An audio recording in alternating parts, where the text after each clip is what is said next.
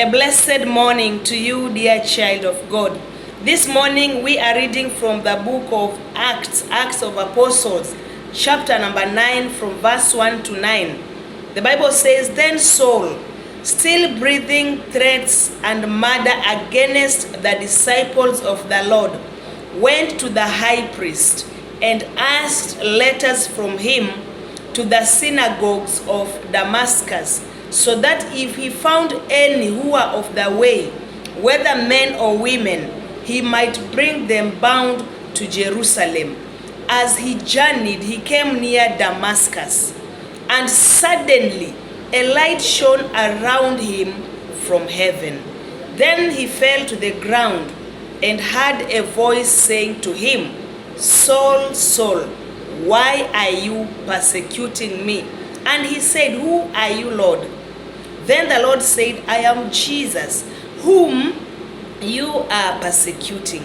It is hard for you to kick against the gods.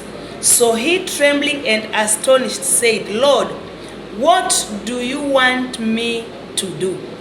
Then the Lord said to him, Arise and go into the city, and you will be told what you must do. And the men who journeyed with him stood speechless, hearing a voice but seeing no one. Then Saul arose from the ground, and when his eyes were opened, he saw no one.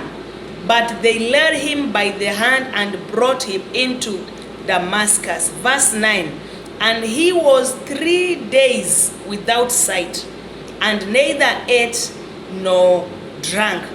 Bwana Yesu asifiwe. The encounter that Saul had on his way to Damascus, of course, to persecute the church, to persecute the apostles, the saints. Bwana Yesu asifiwe.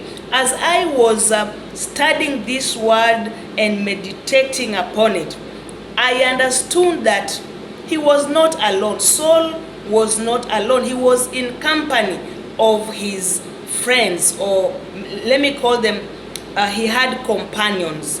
Bwana Yesu asifiwe. Now, the Bible records that they had a sound, they had a voice, but hawakuona yule ambaye alikuwa anazungumza. Bwana Yesu asifiwe. They experienced everything, like they were aware of a supernatural event, but did not receive the specific message directed at Saul, because the message was not theirs. The message was Saul's.